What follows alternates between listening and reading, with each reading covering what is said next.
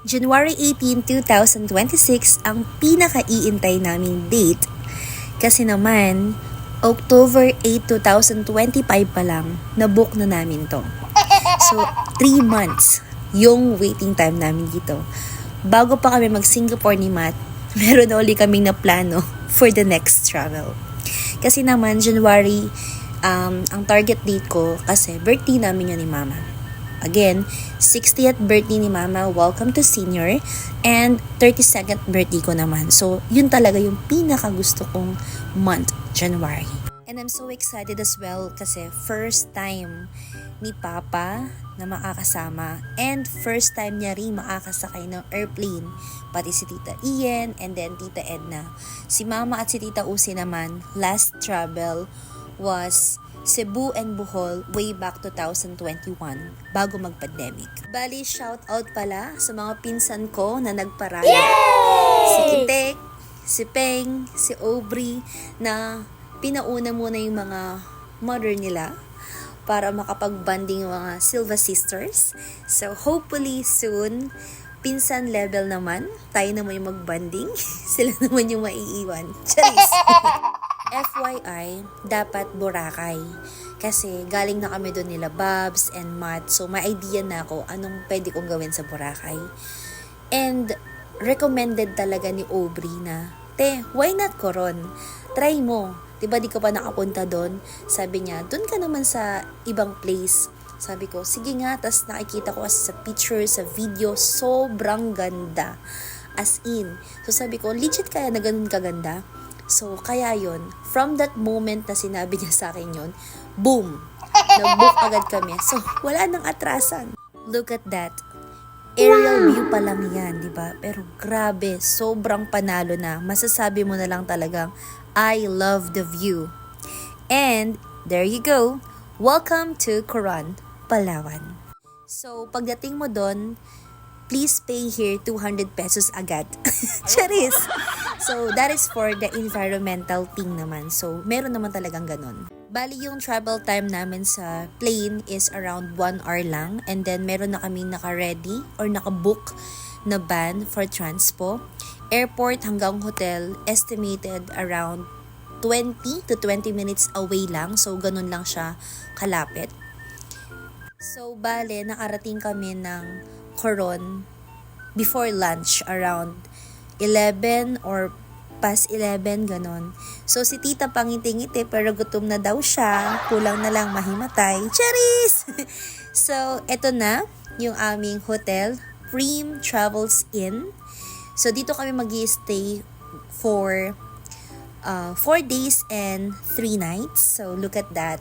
Ito yung aming room. So, static. O, diba? Look at that.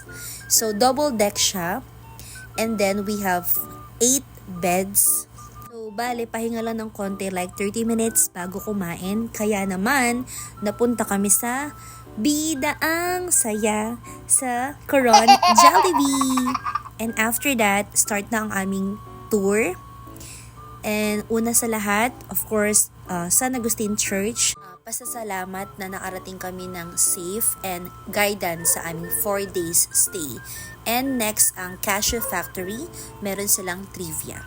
Kung paano ko pinaprocess yung kasoy, yung aming product. So, bali, ang kasoy po ay main product po ito ng Palawan. 90% po sa buong Palawan ng kasoy at ito ay seasonal lang po. So, start po siya ng January hanggang May po ang season ito.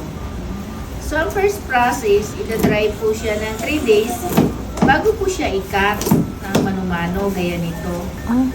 So, pag na-happy na siya, tatanggalin po isa-isa, gaya nito, ginagawa niya. Yan. Gagamit po siya ng plastic, protection sa kanyang kamay dahil ang dagta po nito ay makati na nakakapaso sa balat. After naman po matanggal dyan sa pinaka-shell, doon naman ang kanyang gagawin ay babalatan pa po niya isa-isa. Isa-isa po? May brown po. Para maging ganito na po siya. Yan. Ito po ang Ayan. finish. Pag nabalatan na, makaikot po kami ng dito Yan po ay huhugasan po namin ng 10 times or higit pa po doon para po matanggal yung dagta niya at dumi bago po siya ipiprepare namin sa pagluto sa iba-ibang mga flavor. O di ba? Nakita at narinig nyo naman kung paano gawin ng kasoy, kaya pala ang mahal niya. At dahil dyan, wala akong pasalubong na kasoy. Nag-pre-taste lang kami doon. Charis! So after namin mag-pre-taste, pumunta na kami sa Luwalhati Park and yung may I Am Coron. And then, next is the souvenir shop. So, yan po, dyan kami bumili ng mga souvenir, ng mga rep magnet, mga bracelet, t-shirt, and anything na pwede mo mabili. Ang dami dyang choices. Pero, dito sa Mount Tapias, yung, for me pinakamura sa tapat niyan. Kasi dun sa una, meron 3 pieces lang and then cost 100. Pero dyan sa Mount Tapias, sa tapat niyan, merong 4 pieces for 100 or kaya 6 pieces. Depende sa design. So, mas cheaper siya kumpara dun sa una. Trivia lang yon kasi na-experience namin. And speaking of Mount Tapias, ito yung may 721 stairs going to the top para makita mo yung cross and then overlooking ng Coron. By that time, around 5 na ata kami nakarating dyan. So, goal ko na marating yung top bago mag-6. Kasi after nan, pupunta pa kami sa hot spring. So, I successfully made it. Nakagawa ko. Unfortunately, ako lang ang nakarating. Si Mama, si Papa, si Tita Use, even Matt, na iwan, 100 steps.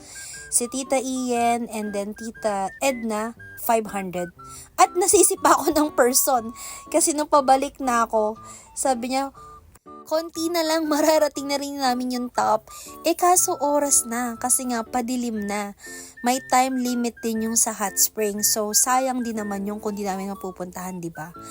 At yun, nagstay lang ako ng 5 to 10 minutes sa top and then bumalik agad ako kasi hinahabol namin yung sa hot spring. At yan, pagbaba ko, tulog na yung anak ko. Good job na. Charis!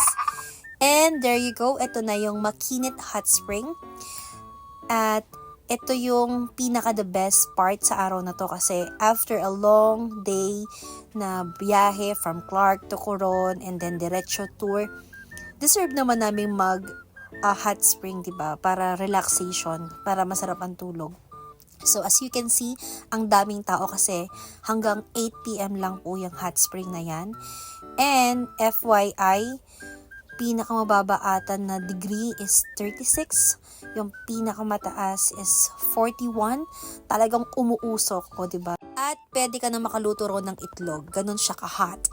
Pero hindi siya advisable na magstay ka doon. Dapat 5 to 10 minutes lang and then alis ka sa pool, mag-rest, inom ka ng tubig. Kung gusto mong bumalik, pwede naman.